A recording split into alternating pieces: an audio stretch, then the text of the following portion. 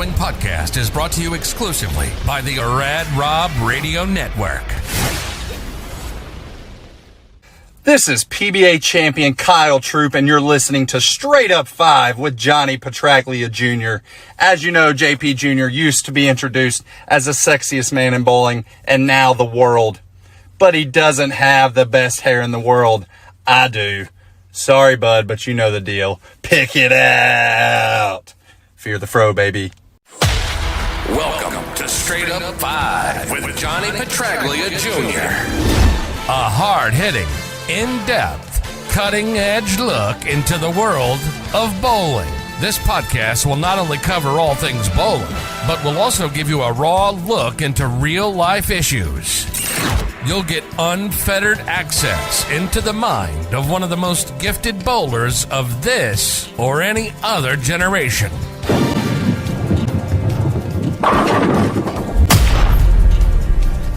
So without further ado, let's introduce you to the hosts of the show. Rad Rob Francois. Rad Rob Francois. Dr. Ocho. And the incomparable Johnny Petraglia Jr. Johnny Petraglia Jr.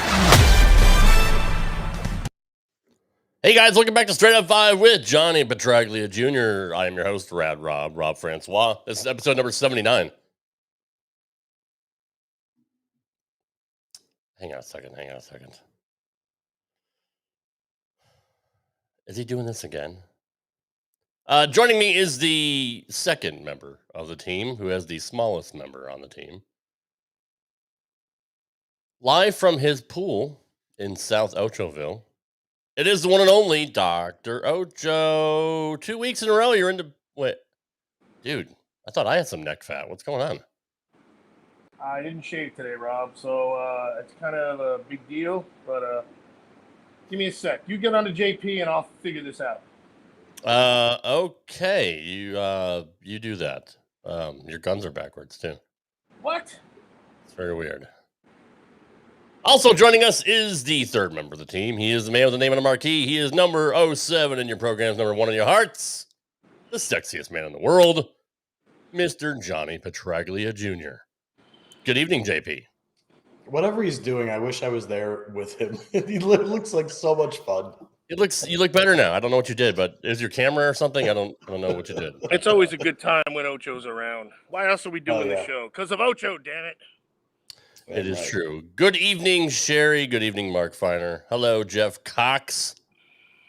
Mr. Big Jeff Cox. So, Johnny, you've been following this draft quite intently, just as Ocho was. I closed my door, so there's no more draft. We're going to get into the results, but before we do, was there anything in particular that shocked you? That shocked me. No, I wouldn't say anything really shocked. Actually, okay, you know what? Something did shock me a little bit. I'm pulling up the site just to kind of refresh myself with just keep it on hand. But that's a lot to memorize. It's gonna be yeah, thanks. It's gonna be strange seeing a PBA league without Walter Ray and Pete Weber.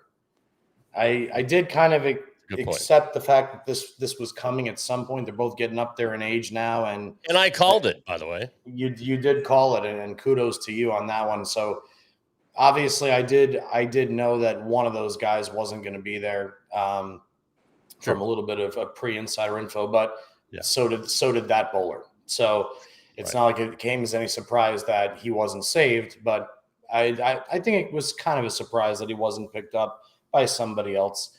Same thing with Pete. I'm not sure that shouldn't be a bigger deal. I mean, I think that's a huge deal. Like maybe you'd expect it, but would the even the common fan expect it, being that they're such mainstays? Well, yeah, and they're mainstays that everybody is still interested in seing bowl. I mean, they're still a number, man. Yeah, exactly. So I think it was very, very.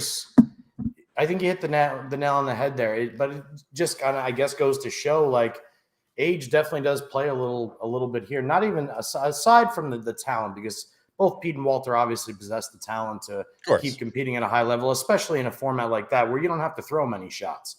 Right. But I think that the new wave, like we forget that the new wave of young guys like Prather, Troop, the Tang brothers, Simo, those guys are already like 6-7 years. They're already tour veterans now. Yeah. They're not even the young guys anymore. I mean, True. Packy comes out, wins 2 titles this year. I mean, now we got Matt Ogle hitting his stride, but now the next youth movement is already upon us. The pace of fantastic players is rapidly happening so quickly that it's kind of hard to leave those guys out as well. You know what I mean? That is very true. Dave Picow, Ian Lang, Charlie Tapp, PBA legend in the house. Good evening, gentlemen. We're going to get into the results. No, I completely agree with you, Johnny. I was just joking last week when I'm like, Pete's old as fuck. I was just trying to crack jokes, but I didn't really think that he was going to get kicked out. I feel bad now. I don't think many people did. On the flip side, it was nice to see certain people that I think like everybody always talks about who got overlooked when it comes to the draft. And obviously we know that there's little things that each manager is going to lean towards when it comes to this because the selection is so few. But what I did find out was, and I'm very, very happy to find out that he is bowling and was selected by a team, is Thomas Larson. So Thomas Larson is one of the guys that was not saved by my dad and the Waco Wonders. And anybody that knows my dad knows that putting my dad in a position where he has to even dance with the fact of upsetting somebody or hurting somebody's feelings is like the worst fucking possible that destroys thing. This guy. And my dad will literally try and figure out like the kindest, gentlest, most factual way to tell somebody something that he doesn't want to because he's forced to, right? Remember that episode of Cheers when Norm had to fire people and he kept crying because he'd feel so bad?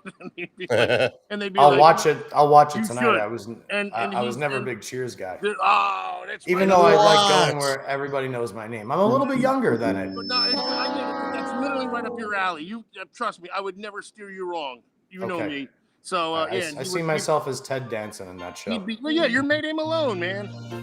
And he was away so in the world today. Everything you've got. Well, I obviously know the song. He would get upset that the people who were fired were like, "No, it's okay, man. I'll move on." They're like, "Are you sure? Are you sure?" Great writing. Anyways. Yes. Anyways. But I liked it. Thank you for throwing it in there. The thing I wanted to say, going off the story about Thomas Larson, is I didn't know, and I'm not sure a lot of people did know, but the reason Thomas didn't bowl on tour this year or wasn't out there as much as he wanted to be was his wife is pregnant, and apparently they've been dealing with some complications. So I wanted to personally, I'm sure you guys as well, extend like thoughts and prayers to his entire family, and also say that it's absolutely awesome that he was one of the guys taken, because I was not knowing about the personal stuff. I didn't know that he wasn't bowling for Family Matters. And that was obviously the number one thing. Like if it wasn't for Family Matters and he wasn't bowling, he doesn't deserve a spot on PBA team. But for circumstances such as that, it was nice to see another team pick up on that and add him to their roster. And something that only so few people could even, understand. People say, "Oh, I understand." No, you don't. You don't fucking understand that. Exactly. I don't understand, and I understand as much as I can understand. Exactly. You can appreciate and be, but no way could you. You won't even insult the guy. Right. Yes. Yes. TDP. He is shirtless. He's also swimming. She's a team player. Let's break it down, Johnny. Let's go ahead. Let's get into the we'll just roll with the first team. Hopefully you can see these pictures, Johnny. I can. That's fantastic. The NYC Kingpins. Let me get rid of this. That's a clever name. It is. Led by Carolyn Dorn-Ballard, who has graced our chat here a few weeks ago. Yep. She leads a team of Marshall Kent, Darren Tang, Kyle Sherman, Packy Hanrahan, and Michael Tang. So I don't have the original team in front of me, Johnny. Who has dropped? Well, I can't tell you right now. I could tell you Marshall Kent, Kyle Sherman, and Darren Tang were the 3 saves. Okay. So Pete Weber was always a Kingpin. He was not kept. Let's see if I can find that for you while I'm scrolling here.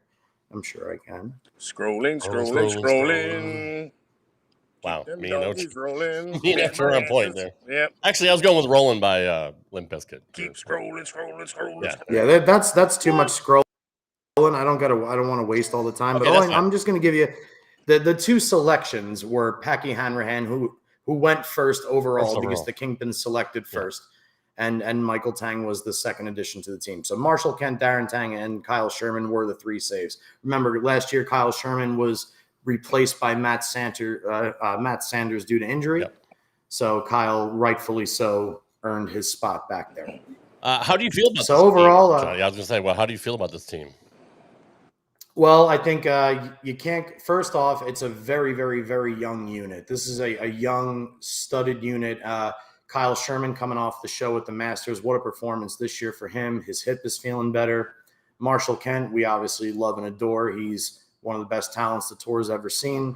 And again, these are all great college players. Now you add into the mix the brother duo of Darren and Michael Tang. I mean, those guys are not only used to bowling everything together from probably youth bowling up until the present, but they've bowled successfully in PBA doubles events, PBA regionals. And obviously every team needs a left-hander, and why not take overall #1 selection, 2-time titleist this year, coming off his best PBA season, Packy Hanrahan. I agree. So overall, I think this team will have a ton of chemistry. A lot of these guys are involved in the house. They room together week to week. They know each other's tendencies, obviously, and this is a very well comprised team. It's a youthful, fiery team with a lot of power and an ability to play the lanes in a lot of different ways.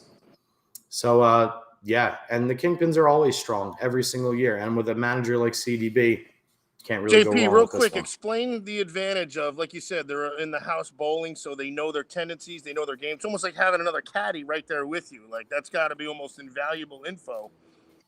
Yeah, I mean, for the guys that are out on tour, one of the things that, guys deal with is, do I want to room alone or do I want to travel with a roommate?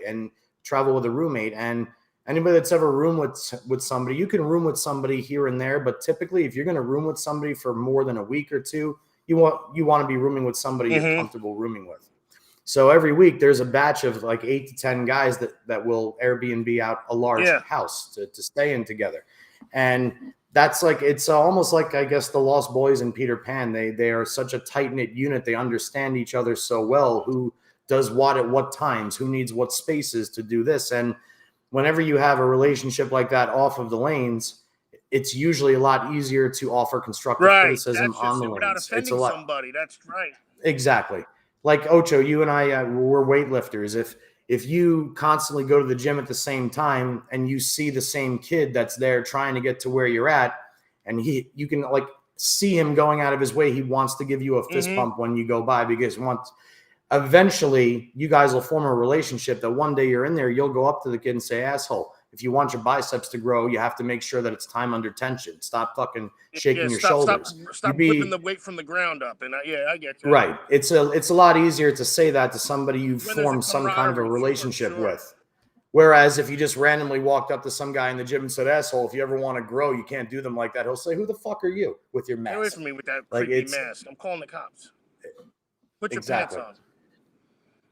So but like we said, having that relationship off the lanes is definitely going to attribute to their success on the lanes. I like their odds. Yeah, that's going to be a fun one to watch. And they're probably the only group that even has that kind of connection. Really, I didn't see it yet, but I know of the show from YouTube.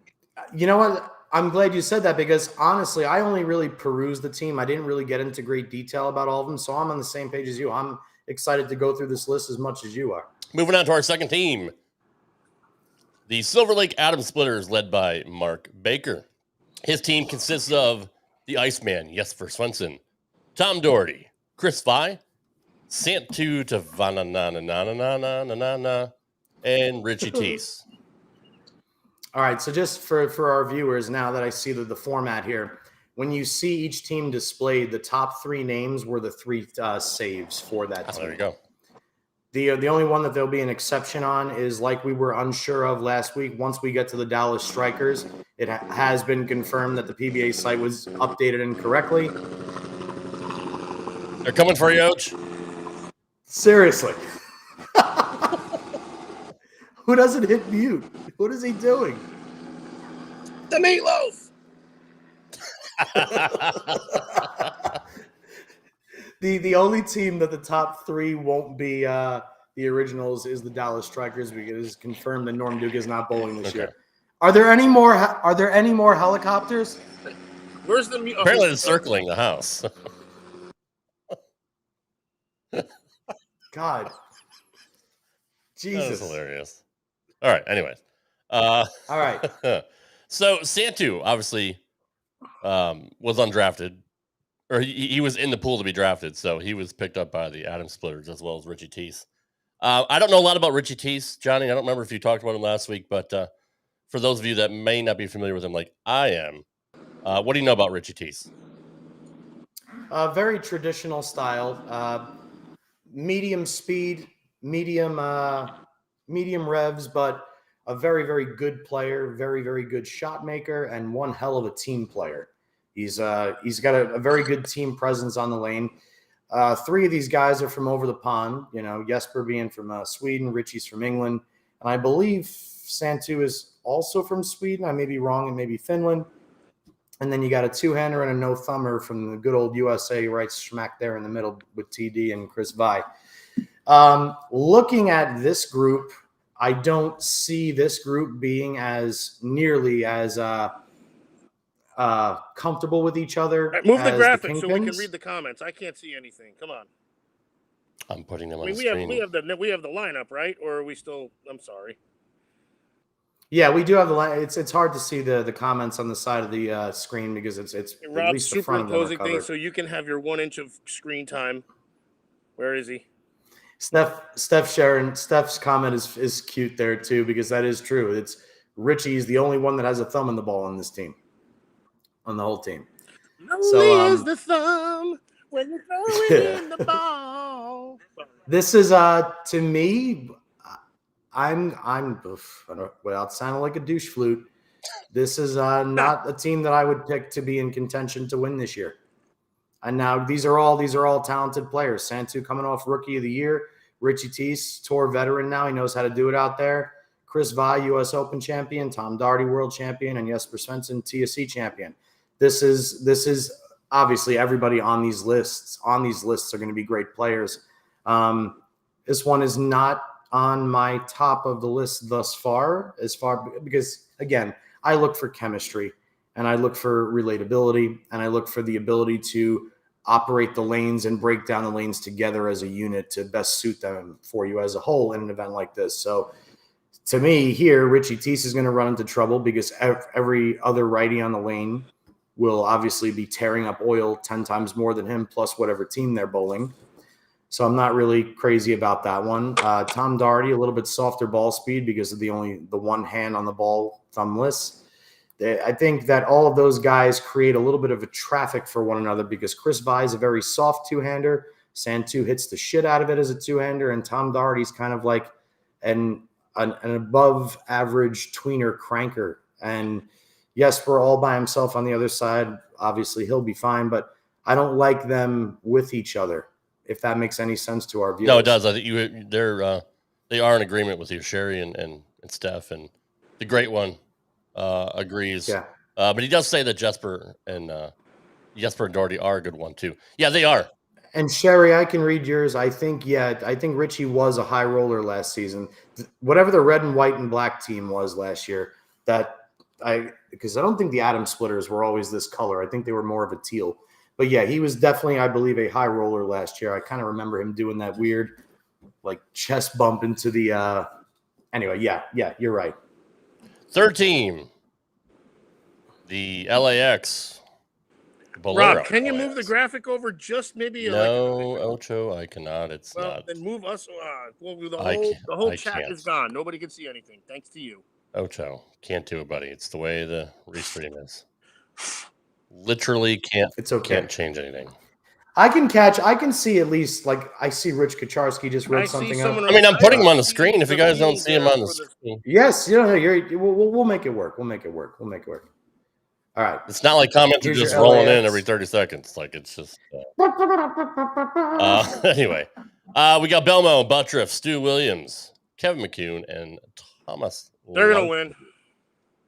Ocho predicts they're going to win. I mean, that's a stud lineup, and I don't even know half these people. You don't even know. Actually, I do know. Well, this team is deadly for reasons aside from the obvious. Thomas Larson, Kevin McCune, and Stu Williams can all play the exact same part of the lane. They may do it with different speed. They may do it with different trajectory, but they can all get it to the exact same spot, the exact same way if they want to. So they will all pave some kind of a trough where the only right-hander that really bangs on it, not saying that Stu and Kevin don't bang on it. Yes, we know Kevin can get in front of the ball return, but nobody is Belmo.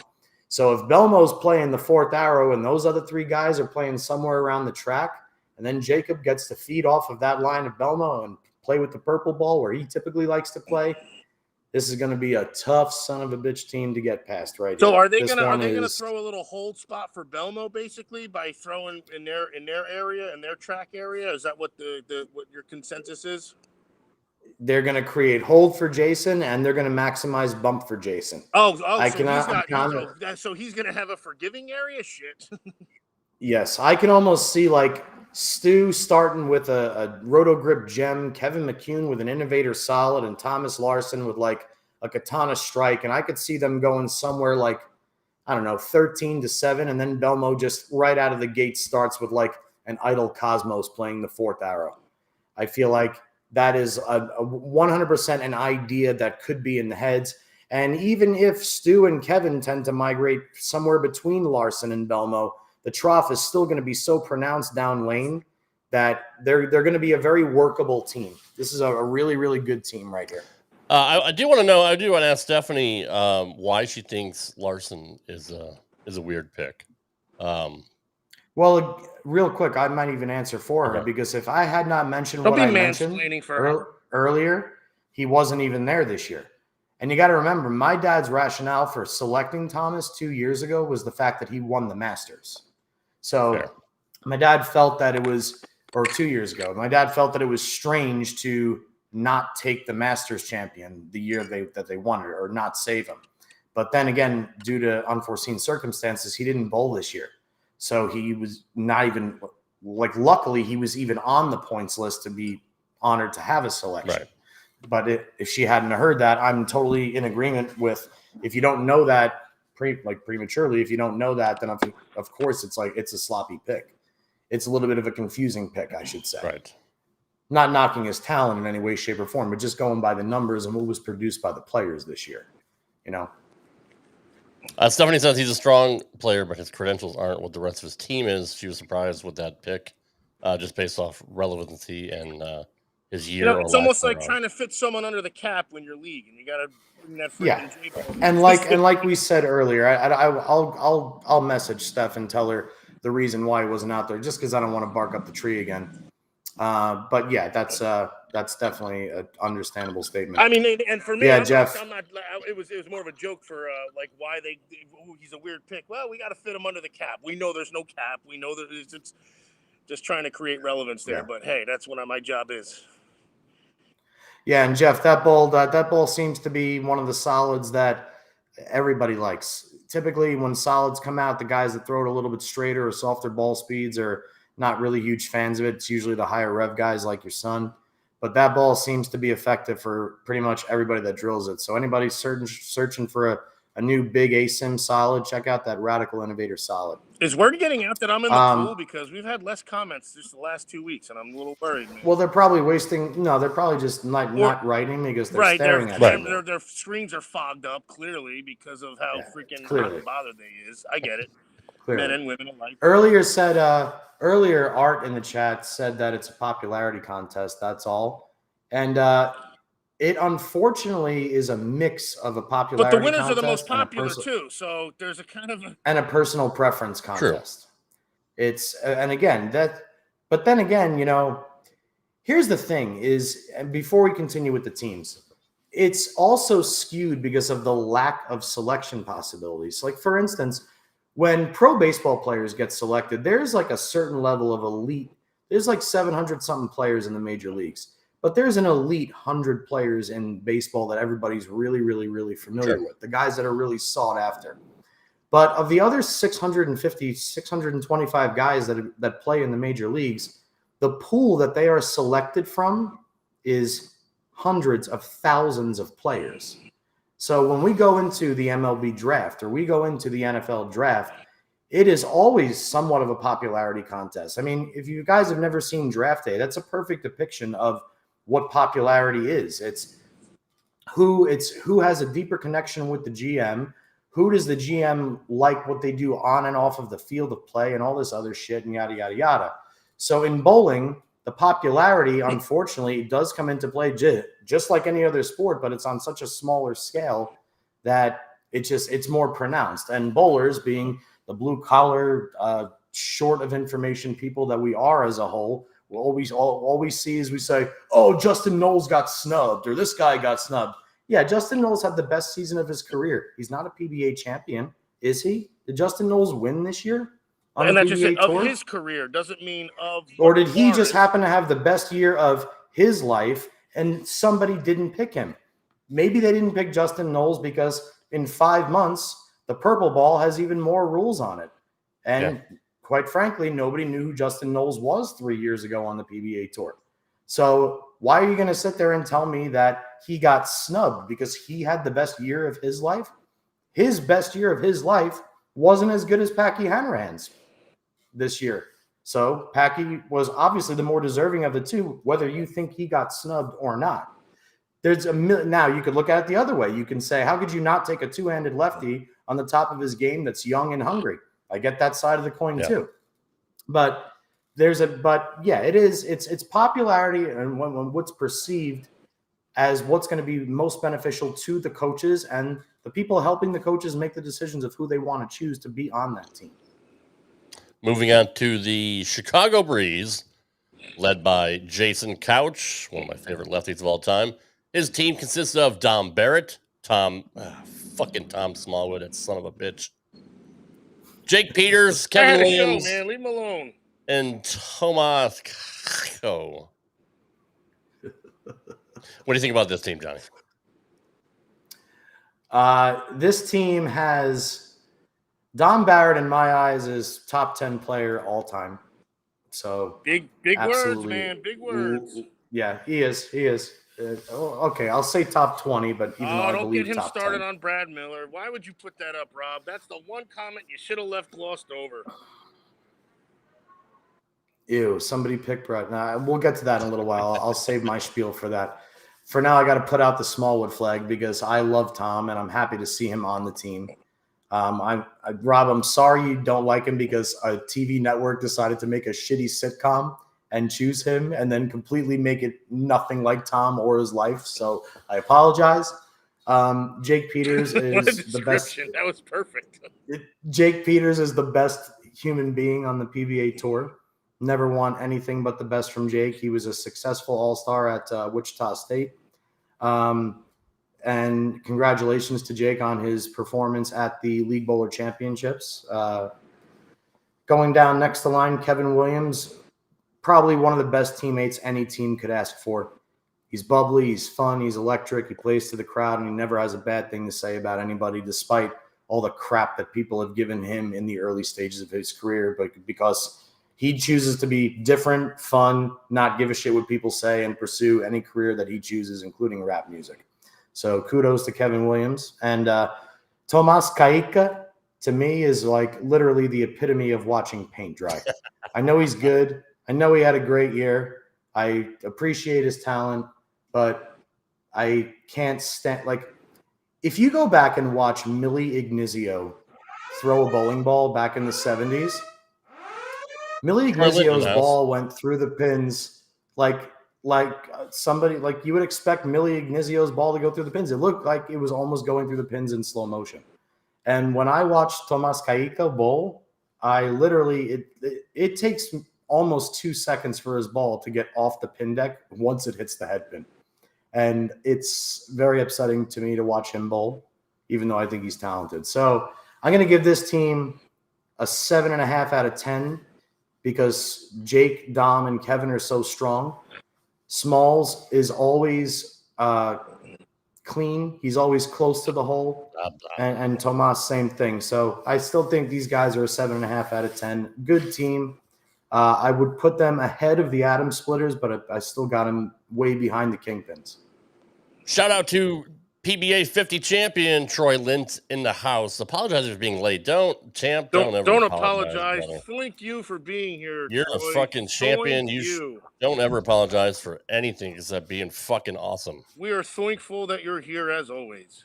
Yes, thank you very much. You better stop. You're embarrassing him now. He's so humble.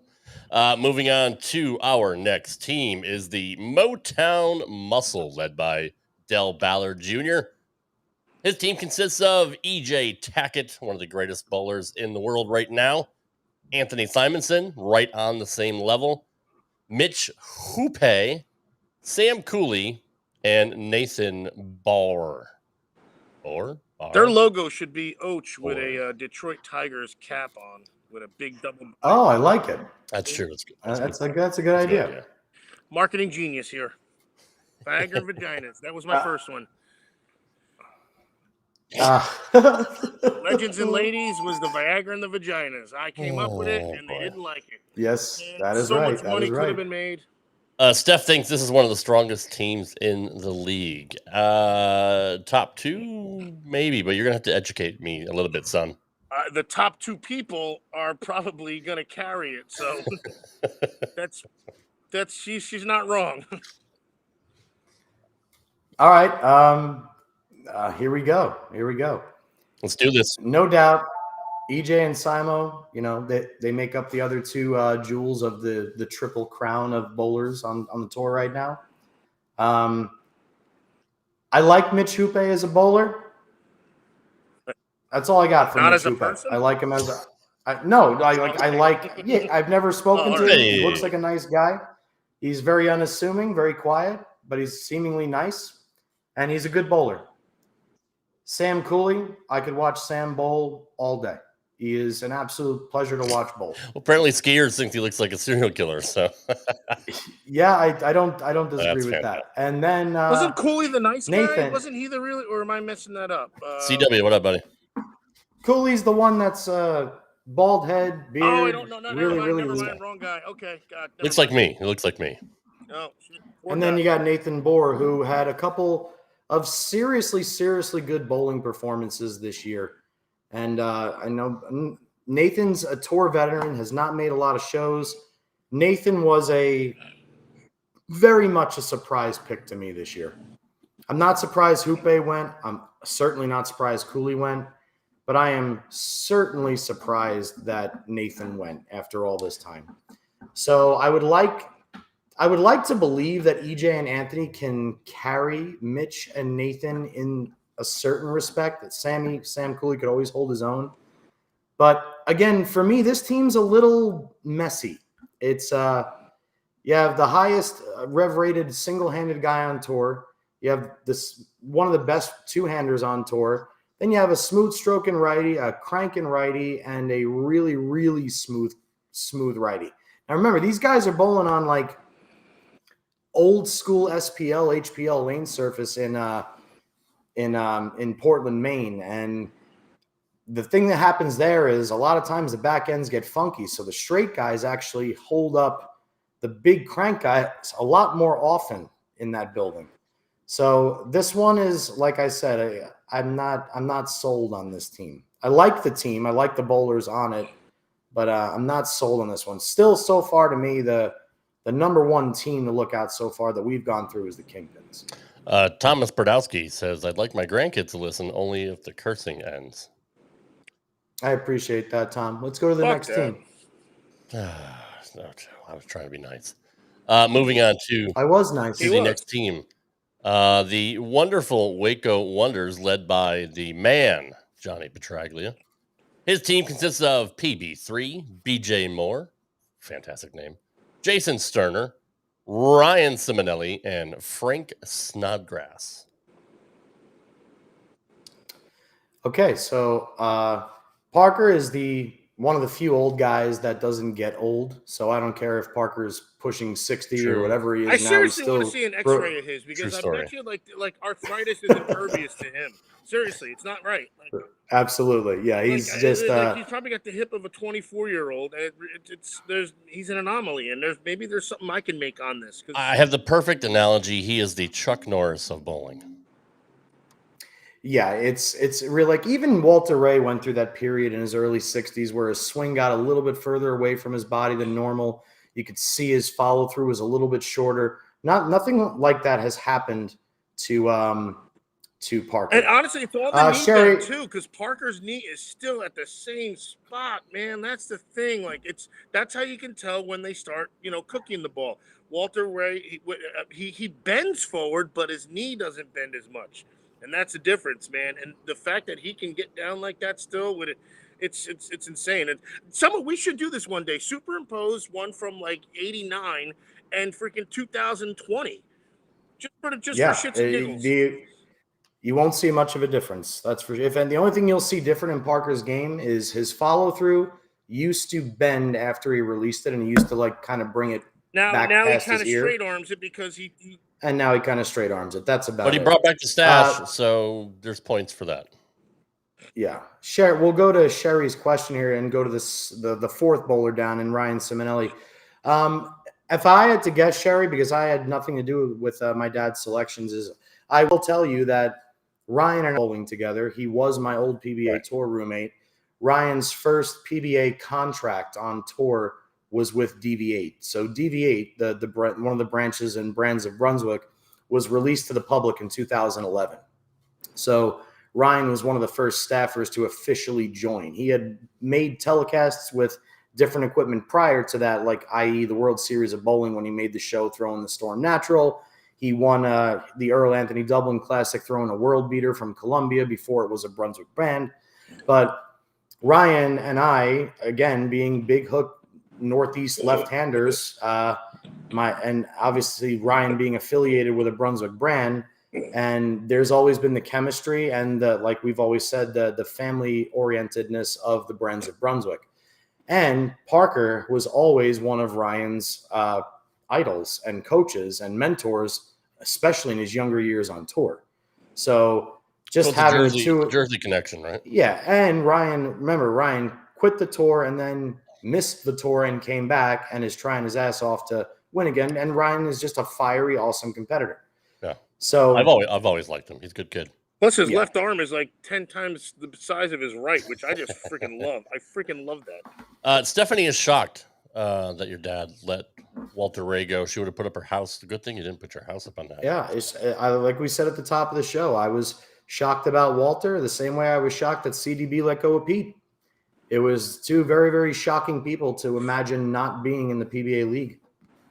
Going on down the line, got to keep BJ Moore. I mean, he's absolutely electric. He's one of the best guys you'll ever meet, and there's no doubting his talent.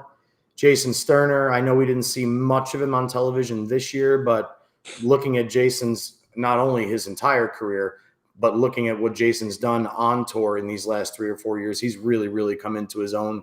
He's in a great, great place mentally, and he's been a longtime staple on both the Brooklyn Styles and now the Wonders with under the managerial or standards of my dad or whatever you want to say. And Frank Snodgrass, with the pool that was there, to tell you the truth, I didn't even look at his name until I looked at his name. And I went, oh, yeah, Frank came out like a bat out of hell earlier on in the year, made a show at a major. And Frank looks like the kind of guy that will give more to any team he's on than any other guy that's in this competition. I feel like this is exactly where Frank wants to be in life. So, again, my ranking on this team, I'm not going to put them anywhere near the Kingpins. I still like the Kings. But I will tell you this right now, that if the left is good there and Parker and Ryan get in a spot where they have nothing but the nuts for the entire time, that's a very dangerous team. The only thing I will say about this team that I fear is if they force everybody to get way in, I think Sterner's ball roll is a little bit forward. It doesn't really make the corner as hard as the other guys that get into the fifth arrow. And BJ's speed is typically higher, and him as well. Also, I don't like him in front of the ball return as much as I do some other guys. So the Waco Wonders, in my eyes, lack a little bit of power, and I think that may hurt them. So I'm not 100% sure how I feel where they're going to land on the ladder. All right, moving on to our next team, the greatest team in all of sports, the PBR Milwaukee Pounders, managed by Marshall Holman, the Golden Jew, led by Sean Rash, Dick Allen, AJ Chapman, SLS, and ALS, which is also a horrible disease, by the way. So. Yes. Oh, Joe, it's not funny. It's horrible disease. You're awful. You're awful. You're just awful. I'm horrible. Okay, Johnny, what do you think about the Milwaukee Pounders? And Lou Gehrig. I'm looking on paper here, guys. This is the one that confuses me the most. Okay. I think both Lavery Spar brothers are sensational players. I think everybody on the PBA Tour is sensational, except I do think Brad Miller is mediocre. But aside from that, Sean and Anthony are good players. AJ Chapman's a good player. That should be a shirt. It should be. I Sean, think Brad Miller is mediocre. Sean Rash is a PBA Hall of Famer. The best player on this team for this competition is Dick Allen. Dick Allen is the king of Bayside. He does everything right in that building. Besides Zach Morris. Yeah. I love seeing the brothers together. I think that adds for a little bit of camaraderie. What I do like about this team is, as much as I always used to bitch about Sean on here, Sean is an excellent, excellent team player, especially when Sean feels that he is the best player on the team, which by looking at this list, he 100% knows he's the best player on this team. So you have a manager with an attitude and personality like Marshall Holman, who wants nothing more than to be the best. That's not a knock. That's what every legend aspires to be. And you have Sean Rash, who also believes he's the best. So between the two of them, I think Sean Rash is actually going to coach this team more than Marshall Holman. And I think that as long as everybody else follows what Sean says on this team and Sean's method of attack is correct, this team has a very, very good chance to win, because you have double leadership in that respect. Right. If Sean doesn't get what he wants, then I think this team is going to flop early. And it's what sucks about it is I hope that Sean, being as smart as he is, and I hope that Dick Allen's look is as good as it has been in years past. I want to see Dick Allen at the bottom. What's up, Cheeks? What up, Cheeks? I want to see Dick Allen at the bottom and throwing the shots for the wheat, because But the thing that really worries me about this team is none of these guys are like 100% lock fill frame bowlers. What I mean by that is spares. So once we get into the Baker games, there's a lot more names on this list that are more likely to miss makeable spares than any other team, and that includes Sean. Yeah. So if it comes down to a spare shooting contest, I think the Pounders are going to get pounded. And as long as Sean is able to take the reins of that team, I think he'll put the right people in the right places. But not really sold on this team either. Moving on to your hometown team, the Las Vegas High Rollers, led by my favorite bowler of all time, Emleto Monticelli. He is captaining a team of Francois Lavoie, my cousin, Andrew Anderson, A.J. Johnson, Matt Russo, and Ildemaro Ruiz Jr. Disclaimer: Francois Lavoie is not related to Rob Francois at all. It was just a fun little joke, and that is defamation on Straight Up 5, and we will not have that. That's hearsay. Very, very good. That's hearsay. No, it was said. I object. Hearsay. Take it away, Johnny. I like this team, actually, Johnny. Tell me why, Rob. Tell me why. Well, Andrew Anderson obviously is a very capable bowler, as is my cousin Francois Lavoie. I'm a big AJ Johnson fan. I like Matt Russo. I don't know who Ruiz is, but he's got a fucking cool name, so I like this team. They're all great bowlers. I agree with you here. They're all great bowlers, and they are all capable of doing pretty much anything. That's another young team you got there too, right? Well, I don't know how old AJ. I mean, like young as far as tour experience. I mean, See, Roland agrees absolutely. with me. Sleeper I team. agree, and I agree with you and Roland. This is a sleeper good team. Rolling. This is and they're good because these are guys that are not. I don't want to say the other guys were one-dimensional because nobody on tour is one-dimensional. But these guys are like a different kind of two-dimensional. Like AJ Johnson can get in front of the ball return and win a PBA title, and he can also play 5. Sorry. Yeah. Sperone got me with that one. Yeah, that's a good LeVar one. does not like Popeyes. Nice one, John. Confirmed. Lavoie can get anywhere on the lane. Andrew Anderson can get anywhere on the lane. Matt Russo can get anywhere, and so can Ildemaro. All these guys can get anywhere on the lane. If they all mesh together the right way, they follow AJ's fire, they follow Andrew Anderson's positivity, they follow Matt Russo's relaxation, and they follow whatever Ildemaro is trying to say in Spanish, they're going to be perfectly fine. So, yeah, this is definitely a good – let's see what Sherry says. She likes this team because of spare shooting yes. potential, although AJ struggles with spare shooting. AJ has struggled in the past, but yes, still a great spare shooter, as are all of these guys. AJ was the best high school yes. quarterback to ever play. Just ask Randy. He has to bring it up every show. I struck out 11 batters in 6 innings in July 4th, 1984, 10-year-old All-Star. So I don't want to hear nothing. 39 years ago and a few weeks ago. Damn. The great one thinks this is his number. It's his new number 2 so far. Yeah, this one's higher up on the ladder. I got these guys a little bit higher as well. A little interested in this comment from Tony Cabrales. 5 people who have to bowl PTQs next year have made teams not good. Yeah, well, then again, when you're only saving 30 tour players at the end, because there's 10 teams saving 3 guys. Right. When you go into the top 75 in points, it's no secret. We talk about it every single week on this show. You can put this one down. Yeah. Put this one down real quick. Okay.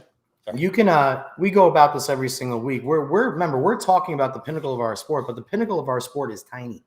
There aren't enough bowlers. There aren't enough. There's not like we're getting 500-600 entries at a tournament every week. We're getting 50-60 guys in a PTQ, and there's only X amount of guys that make it on the points list. Right. So there's a shitload of guys in this competition that have to bowl PTQs. There's just not enough people to select from.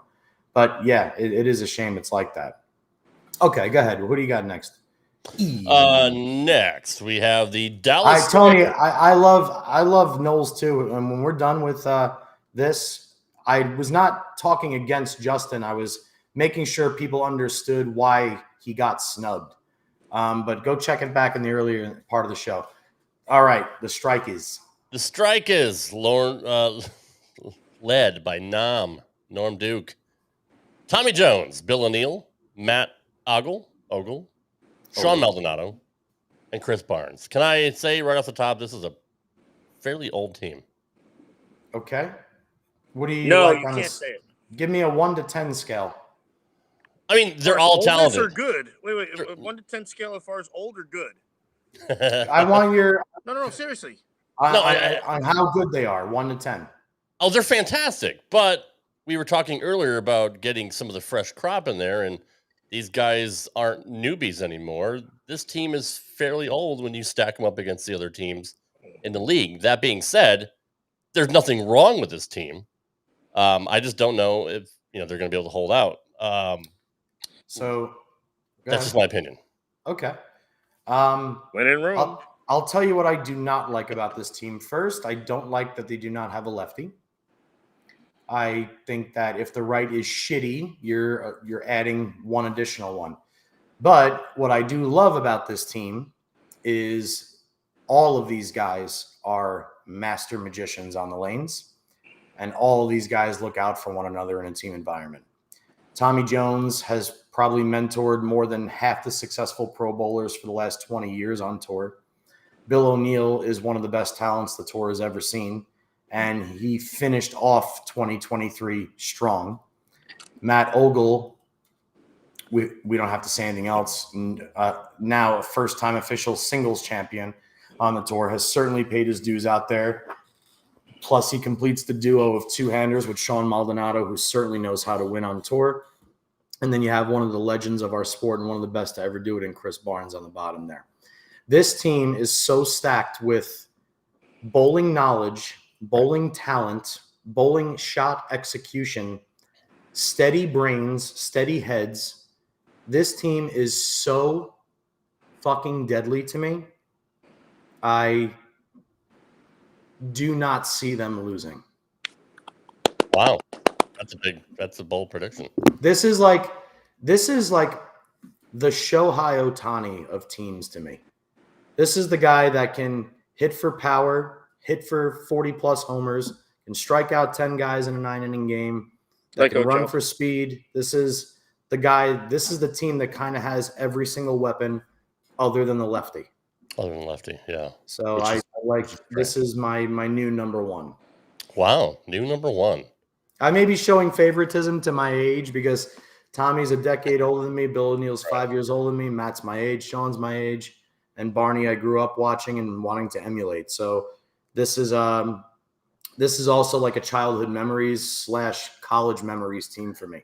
True story. I agree with that. Our final team, all the way from Portland, Maine, the Portland Lumberjacks, led by Team Mac. His team consists of Wes Malott, Kyle Troop, good friend of the show, Chris Prather, the nicest guy in bowling, Graham Fah, and Arturo Quintero.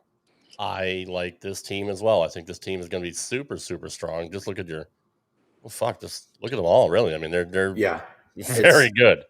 I love that Wes stayed. I'm so happy that the injuries did not prevent him from being on this team. He is Mr. Portland Lumberjacks. Yes. And you obviously we don't have to say anything about Kyle Troop, and we don't have to say anything about Superman Chris Prather. Right.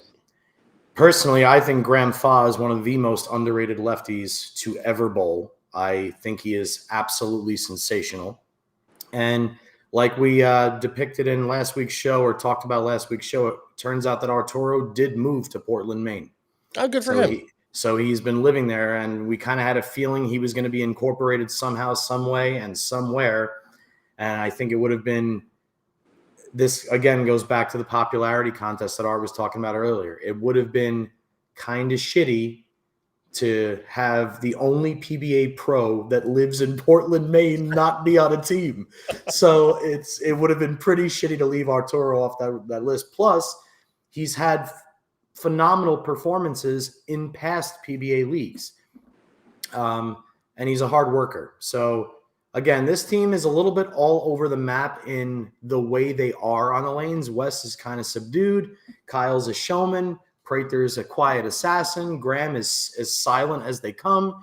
And Arturo's hair is a different color every day. So I don't know how well they're going to mesh as a unit, but I think that this is obviously a great team. And anytime Tim Mack is managing you, your team is in contention to win. Oh, absolutely agreed. Yes, absolutely agreed. In fact, he is going to be one of the people in our match of the week, which will be coming up here very shortly. This is my number 2 team. I think LAX is still the number 1, but I mean, look, anything can be played out on the lanes. You never know what's going to happen on any given Saturday or Sunday or whenever they're going to bowl. Overall, Johnny, strongest team, weakest team. I don't want to go all the way back through them, but I think as a whole. What did I say? As a whole, the strikers, the Kingpins, and I would say these Lumberjacks are probably the top 3. I didn't think that I liked the Motown Muscle, and I didn't like the second team. I didn't like the Atom Splitters. Yeah. As a unit, I didn't like the Atom Splitters or the Muscle very much.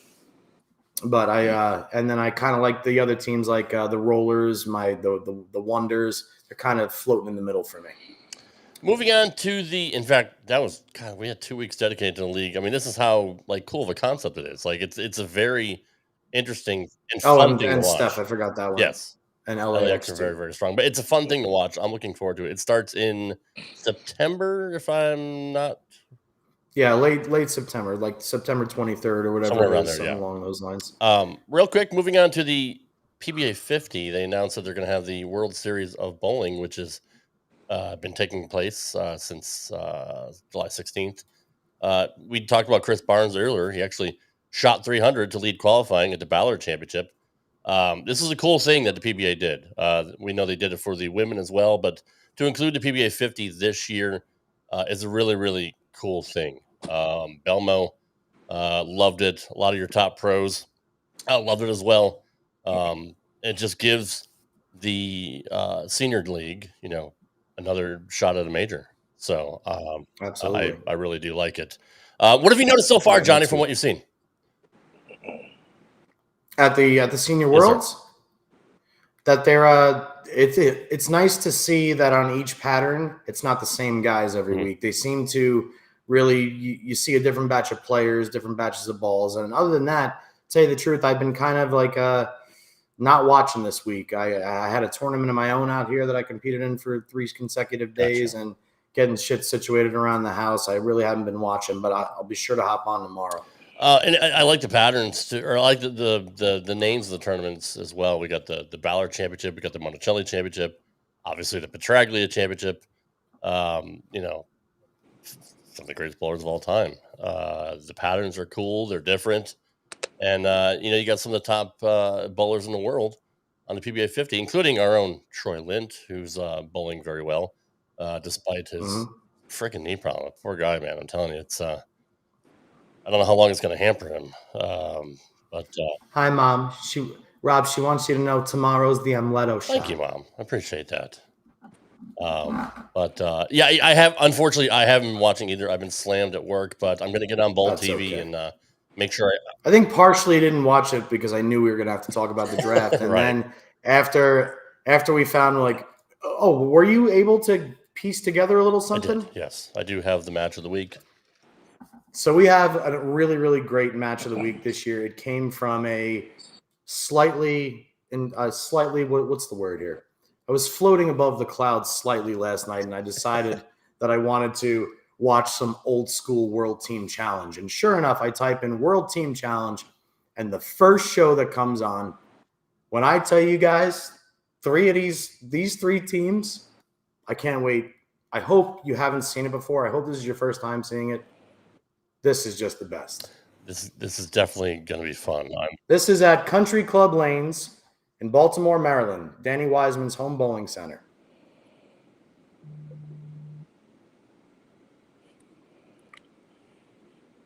Prime Sports. I don't remember Prime Sports at all. But I do remember Mrs. T's pierogies. Oh, yeah. I would kill for some Mrs. T's I don't even know if they're around right anymore. They sure are. They still got them boxed in the freezer section, or at least they did in Youngstown, Ohio, before I moved here. I'd still have to check that out for sure. We have this dude and Earl Anthony.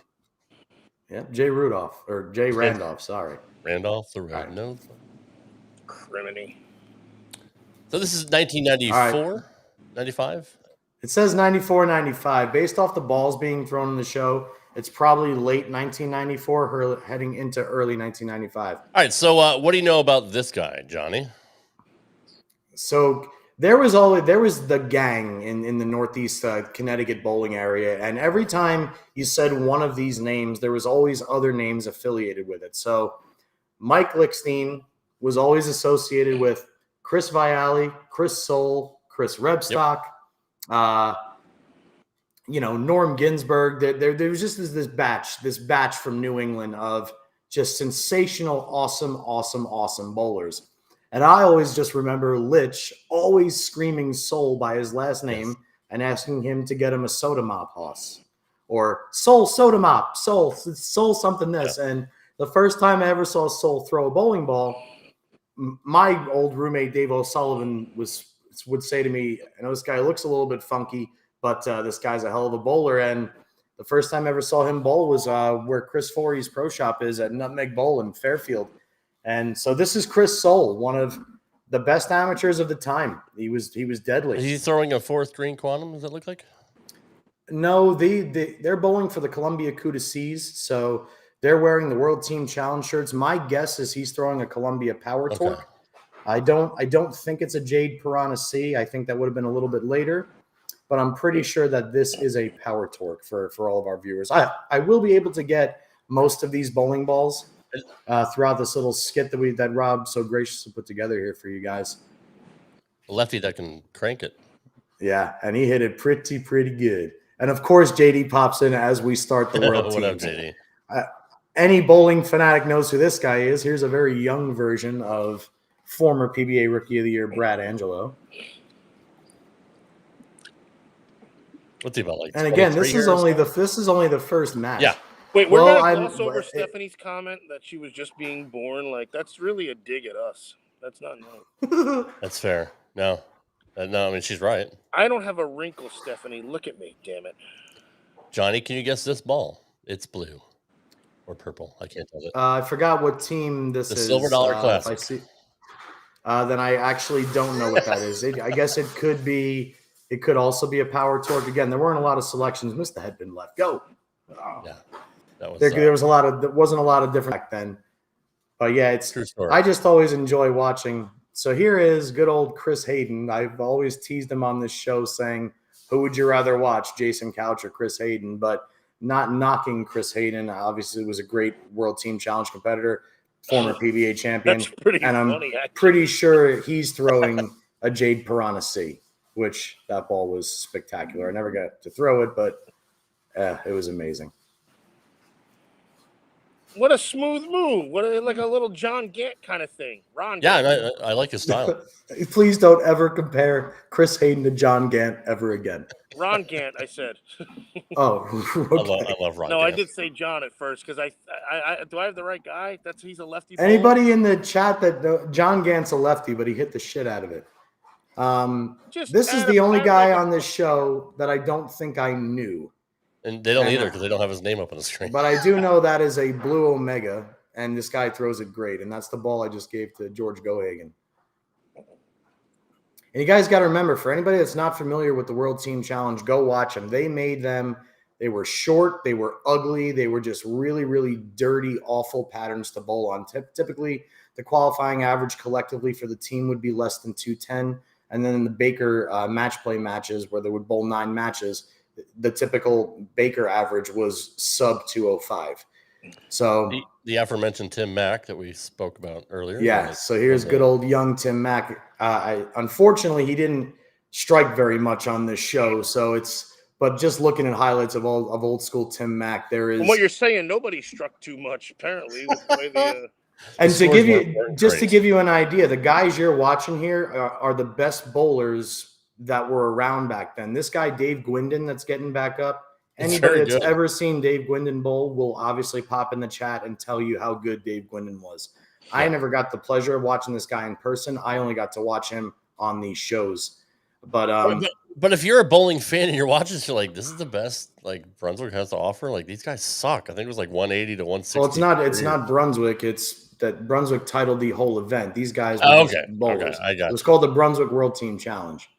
I got you. Okay. Well, that notwithstanding, the scores weren't very high during this whole thing. And right around this time. And you should watch some of the shows where you don't know the guys. Right. These are the best in the world on this show. Johnny, right around this time was when the averages started to kind of because Reactive came in around this time, I think. Right. So is that when averages started to go and go and go? This is a couple of years after the Excalibur recreated bowling. So now we've got piranhas, we've got zones, we've got quantums, we've got omegas, we've got the acrylium, this is that batch of bowling ball time period. Patrick Allen, I'm not 1,000% sure what he's throwing here. It might be a Columbia Pro Hook. JD would probably know more, but look at how thin and young Patrick Allen is, and look at how aggressive he is. 24 here. So. Yeah. Now watch how aggressive he is at the bottom compared to what you guys remember from like vintage 2005 PA.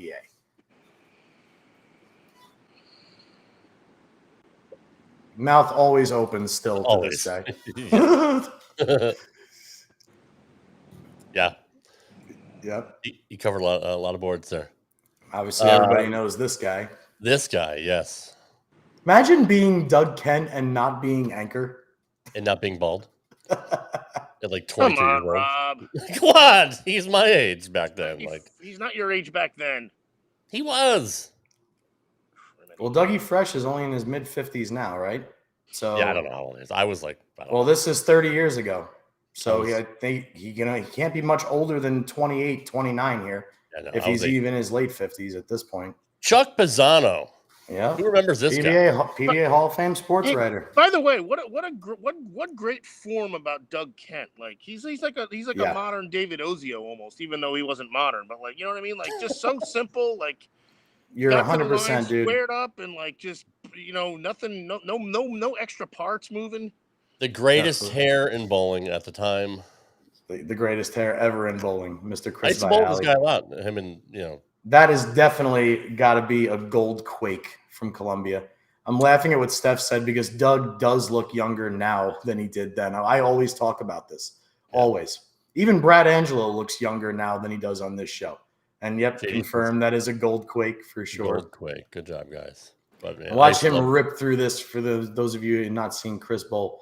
And don't get fooled by all these guys not throwing a lot of strikes on this show. These guys he was fantastic.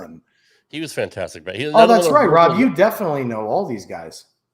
Most of them. I bowled with Chris a lot and Litchie, out of Bradley and all that. And they were around. He was around for the Nebas and stuff like that too. So, very familiar with him. He was older than me at the time, but still a very, very good bowler and fantastic hair. And he can crank the shit out of it. Here is the chin, better known as the chin, Mike Triniski, fluttering his chicken wings as he's about to throw it. There we go. But another solid bowler. Bowled Don't say on tour chicken for a wings. while. Rob's gonna have a Popeyes moment.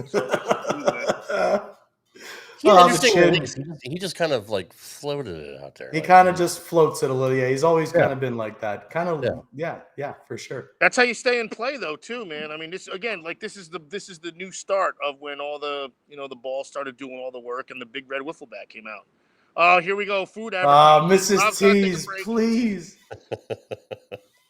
I can smell the butter in the pan going on. And the onions. Oh my god. I had this shirt. I think we all did at the time, but I missed this Quantum shirt. No. So here is the first appearance of a Nitro R Square. This is Bob Goyke. From 1981 to 1991 was the ABC tournament's high average leader. So for a decade, he out-averaged everybody that bowled for the same 10 years at what's now the USBC Open Championships. No kidding. Yep. Yeah. Look how hard that man right there. That's badass. Why does he? Here's another guy that looks the same age now that he did 30 years ago. Steve Klemkin. And this will be a black Omega, as they are bowling for Team Ebonite Omegas, or whatever they're called. I have to sneeze. I'm going to mute myself. Am I going to make it? This is so 90s. Clumpkin sounds like either an additive for food or a bad thing you do at night. You're 100%. I have so much Clumpkin in my cinnamon toast crunch. There's got to be. It's like triglycerides or something. Nice shot there from.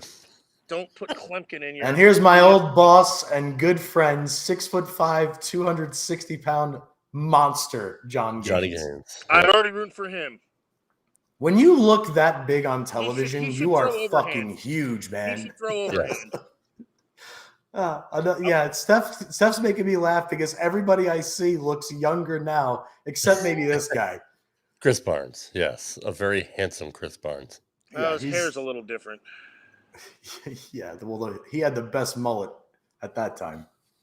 I'm not sure. Mike, I'm not sure. We can probably rewind the tape and find out. I'm not sure if that was Mark McLean. It might be. I'm not 100% sure. I will check. Mike, I'll personally message me on Facebook, and I'll let you know after the show. Personally, he will. Not publicly. And here's our Canadian national champion, Pan Am Games medalist, early 90s, and still awesome, fantastic bowler, Billy Rowe. But this show was so iconic to me because, first off, they're all throwing bowling balls that I've personally either owned or wanted to own. And they're all guys that I looked up to at that time bowling. And I thought it was unfair to not bring back the memories of one of the greatest events bowling's ever seen in the World Team Challenge. And some of the best bowlers then, now comprised, and basically every guy we just saw is still involved with the game to some extent in some capacity. And a lot of them at very seriously high levels of the sport. So it's kind of a tribute to what, standing the test of time and what's the other term? Slow and steady winning the race can do for you. This is a lot of time and years put into this craft, and it's no wonder why these guys are still the ones that are still out there kicking ass week in and week out. That was very fun to watch, Johnny. Thank you for that blast. Thank you. Thank you for putting that little video together just so we can get a chance to see everybody once. You are welcome, sir. Anything for you, my fine friend. Moving on to our final segment of the week. It's time for everybody's favorite segment. If you guys don't know how to use a seatbelt, just ring your call button and Tommy will come back there and hit you on the head with a tack hammer. Lloyd, just when I think you couldn't possibly be any dumber. Here's the imbecile of the week. Some people are really stupid. This week's imbecile of the week comes from our USBC Bowlers Discussion Forum on Facebook. I was reaching today. I was putting together that video for Johnny. I was doing Ocho some favors, and I had a lot of work to do today. But this week's imbecile of the week, Edward Mahagnol, wondering why scores are not getting published for the PBA 50 World Series of Bowling. Obviously, I don't have to go through the comments in that thread to let you know kind of what people said, but my boss does shit like this all the time. Like, he'll email me, hey, look up the mileage from this point to this point. And in the time he took to fucking email me to ask me to do it for him, he could have fucking Googled it and done it for himself. I'm probably going to get fired tomorrow, but that's fine. He's not watching this show. No, nobody watches the show. The time it took for this guy to post in a Facebook group, he could have looked for it himself, but he didn't know where to go for it. Apparently, he was on the PBA 50 site, and everything with the schedule, and the site is very confusing. Notwithstanding, just fucking Google 2023 PBA 50 World Series of Bowling scores or fucking results, or go to PBA.com. Rob, maybe he was looking at a poster and doesn't even have the internet. Like, you got to understand, man. If they're looking at the old people bowling, then maybe they don't even have a Wi-Fi or a router or anything, man. Then how did he? He might have been looking at the Facebook? poster for the PBA 50 World Series. And he's like, I'm looking at it, but I don't see the scores updating. I know you're old. I mean, you're ageless and timeless, but I mean, you're still pretty old, Ocho. Very much. If he didn't have internet, he couldn't post on Facebook, for fuck's sake. So his daughter posted with her phone under his name, and the last name. I mean, maybe they're. I don't know. Think about it. You got to context clues, Rob. Help the guy out. Maybe he's I don't know. I'm trying to help the guy, but he's not a podcaster. Well, what I said to Rob when he introduced this guy to me was, I kind of don't blame the guy because it's a bitch to find the scores. So I do get it, like what Rob's saying, like in the time it takes you to ask people on Facebook and the criticism you're going to get from people like us saying, you're a fucking moron, just do the research yourself. The guy's been like, I don't know how to. Exactly. He's doing. He's Arnold Schwarzenegger. But you got to click PBA, and then you got to click PBA 50, and then you got to scroll down. You got to find the tournament. You got to click view details. Dude, that's just it. Then you got to find the scoring. How many people know what those three little lines Right. are? That means there's And then if you stuff. miss the live scoring before, say, the advancers round, and you click advancers round, it only shows you who advanced. It doesn't show you the scores Okay, that Johnny, they just hang on. pulled. Let's play devil's advocate. All right, I'm gonna share my screen. Pulled outside. We're gonna do a live Google feed, Google search. What the fuck was that? Oh, I'm not quite sure what that was. I don't know what that was. Oh, Baxter. All right, let's go to Google. Can everybody see this? There we go. All right. 2023. Oh, my porn searches don't come up. PBA 50 WSOB results. Okay. First result is the PBA.com. See, you're already scrolling. You're already scrolling. No, I'm scrolling. Look, we're doing a science experiment right now. Okay. Apparently, it's How many all listeners leading can we to. lose in 5 minutes of you doing this. That's the science. It's all leading to PBA.com. Well, no, look, I'm not trying to be an asshole. I'm You don't trying have to try, Rob. You know. So stop. So just really quick, stop right here. Go back to the top. So I'm a person that's not familiar. By the way, JD, I shot 11 under and I lost by 10. Before we go any further, Right here on this page, it doesn't say PBA 50 anywhere. Correct. So right then and there, this is why I'm saying the guy's kind of right. Okay. Until So you now scroll down assuming- and say, Now you scroll down and now you see live scoring with PBA 50 World Championship. But if this is results. such a big thing, it should be like the main thing, right? So like when Right. when Like if Sunday is going on, like Chargers scored a major touchdown, it's plastered in the front of ESPN. The World Series of Bowling is supposed to be huge for the PBA 50. It should be plastered on their main. I'm agreeing with you, JP. By the way, that's the right. thing. So like now, for instance, that guy now clicks live scoring. He sees the leaders, and now all he's seeing is the advancers with their scores. He doesn't see the live scoring, the game-by-game scoring. It's not right there. The way to access it is you have to go back to the main PBA page first, then click PBA Tour, then click PBA 50 Plus, find the tournament. There's a lot of steps. You don't. I just found it right here, buddy. So no, what you don't have there is the scores. What you have is the standings. So now you go back and you click. That's just showing you the past standings. Okay, gotcha. So it's not live feed to this guy. Now you have to make all those clicks from where you were just to get there. It wasn't that many clicks. Okay. I see both. Shall we I see count both sides of the coin. I see both sides of the coin. That's right.